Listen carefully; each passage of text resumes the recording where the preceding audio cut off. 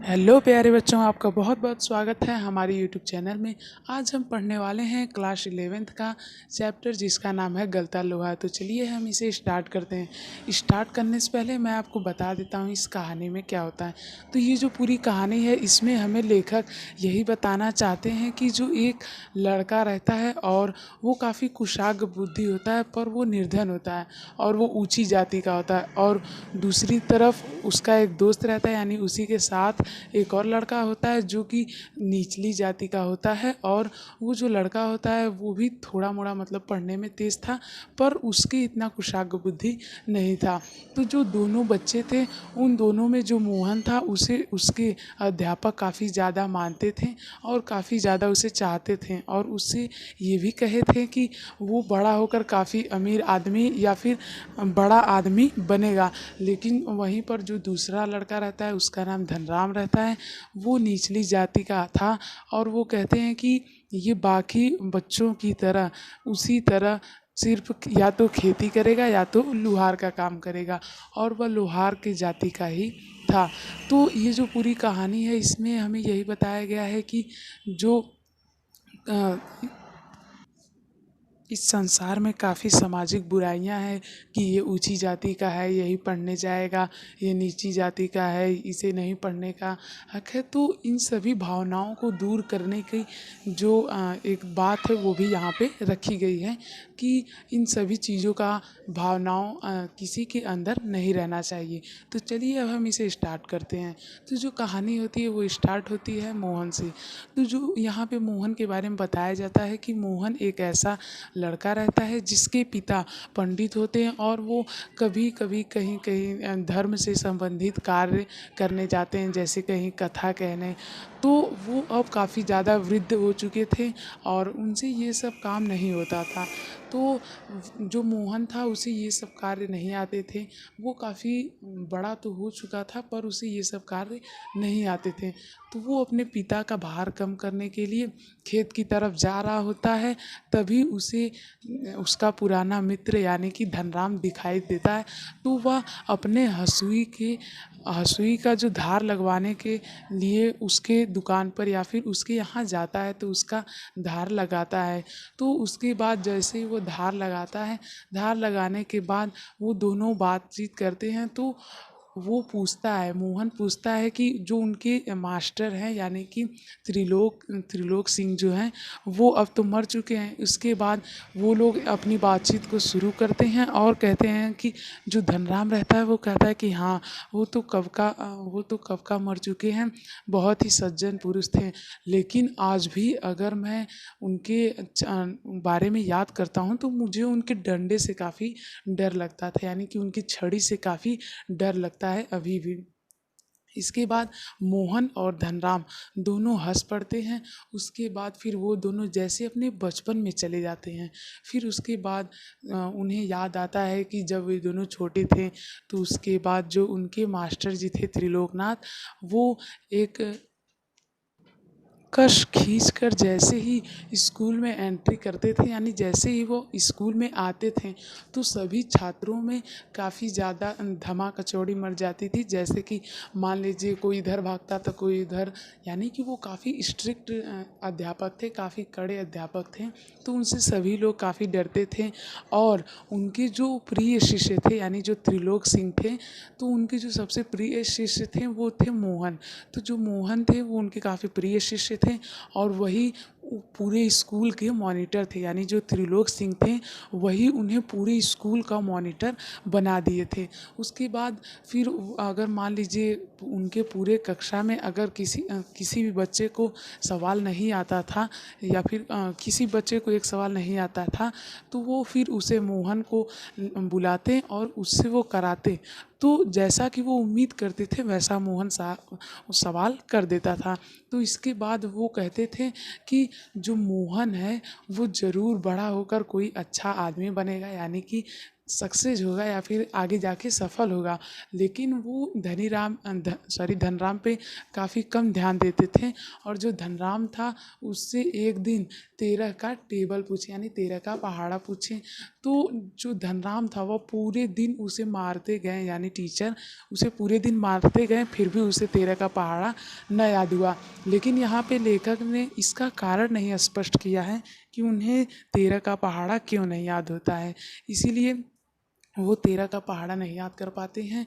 उसके बाद वो उन्हें कहते हैं कि ये तो बाकी लोगों की तरह गांव में खेती करेगा या फिर अपने पिता की तरह लोहार का काम करेगा। ये कहकर वो उसे कुछ बेत थमा देते हैं और कहते हैं कि इसमें कल इसे ठीक करके आना। तो वह लोहार के तरह उनका काम कर कर लाता है।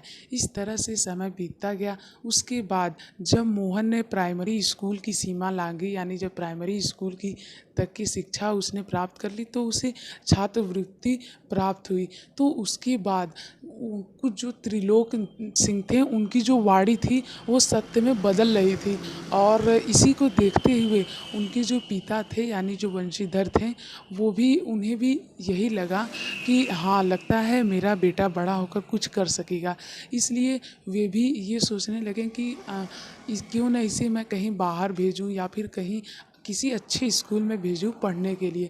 उसके बाद वो उसे 4 मील दूर एक स्कूल था वहाँ पर उसे भेजे पढ़ने के लिए।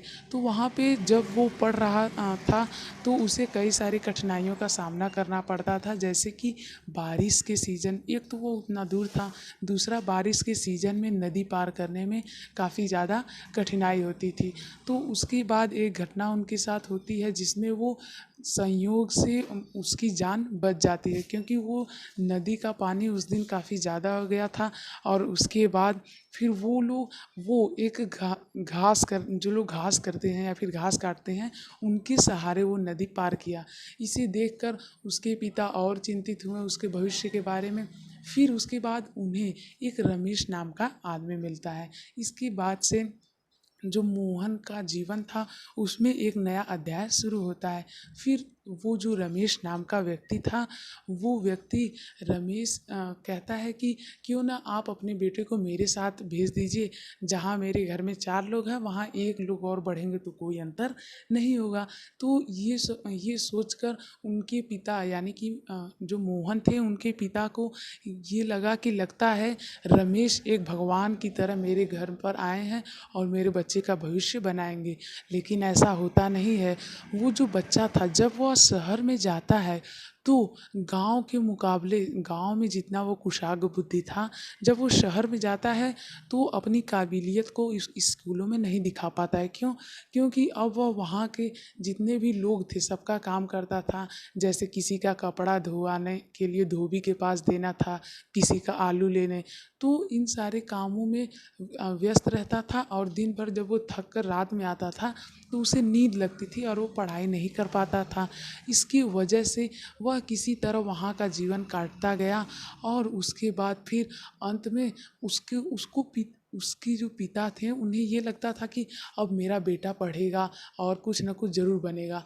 और जितने भी लोग गांव के थे उनसे उनके पिता ये भी कह चुके थे कि अब वह कुछ ही दिन में बनकर तैयार हो जाएगा या फिर अब वह कुछ ही दिनों में काफ़ी अच्छी नौकरी पा जाएगा। लेकिन ऐसा कुछ हुआ नहीं।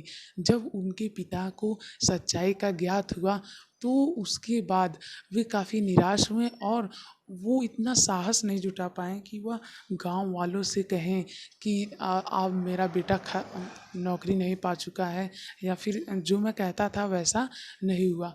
तो एक तरह से उनका जो विश्वास था वो उनके टीचर यानी त्रिलोक सिंह के से उठ चुका था। वो कहें कि ऐसा नहीं हो सकता, कोई भी टीचर ज़रूरी नहीं है हमेशा सही कहे।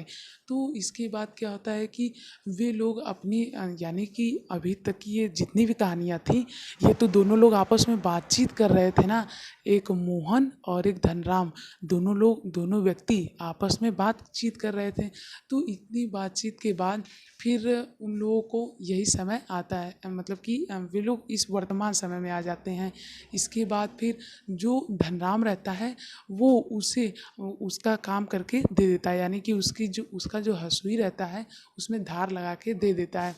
लेकिन फिर भी वो वहाँ से नहीं जाता है, जबकि मोहन उच्च जाति का था और उच्च जाति के लोग निचली जाति लोगों के साथ बैठते उठते भी नहीं थे। लेकिन जो मोहन था वो वहाँ पर इतने समय से बैठकर उससे बातचीत कर रहा था और वहाँ से उठता भी नहीं था, जबकि वो काफ़ी बड़ा हो चुका था और उसे ये पता था कि क्या सही है और क्या गलत।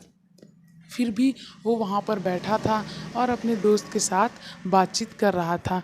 तो क्या होता है कि वहाँ पर एक बार जो धनराम रहता है वो एक लोहे का आकार होता है उसे गोलाकार देने की सोचता है, लेकिन वो बार बार जब करता तो उससे नहीं होता था। फिर से उसे भट्टी में सेकता और फिर से जब उसे लोहा मारता तो उसे नहीं होता। तो उसके बाद जो मोहन उसके पास बैठा था वो उस लोहे को उठाता है और लोहे की हथौड़ी से उसे भट्टी में रख कर गोल सा आकार देने लगता है। ये देखकर जो धनराम रहता है वो काफ़ी आश्चर्यजनक हो जाता है और चकित रह जाता है कि ये कैसे हो सकता है। ये एक उच्च जाति का आदमी अगर कोई देख लेगा तो यहाँ पे काफ़ी ज़्यादा बवाल भी हो सकता है, लेकिन ऐसा कुछ नहीं हुआ। वो उसे गोल आकार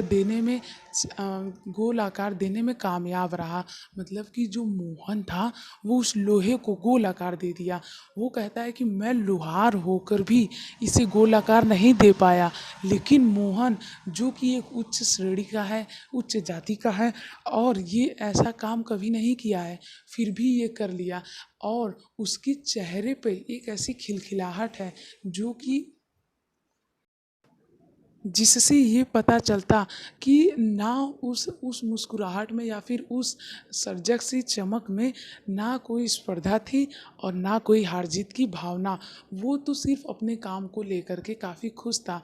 लेकिन अब उसके चरित्र के बारे में देखिए लेखक किस तरह से वर्णन करते हैं। वो कहते हैं कि अब जो उसका ज्ञान है या फिर उसका जितना भी आकार है वो एक गलते लोहे की तरह दूसरे आकार में ढल चुका है। यानी कि वो छात्र या फिर वो बच्चा पहले जैसा था वह वैसा नहीं है। उसका आकार एक जैसे वो लोहा गलकर दूसरे आकार में ढला है, वैसे ही वो लड़का भी अब गल करके दूसरे आकार में ढल चुका है। तो इस तरह से ये कहानी ख़त्म होती है। मुझे उम्मीद है आपको ये बहुत ही अच्छी तरीके से समझ में आई होगी।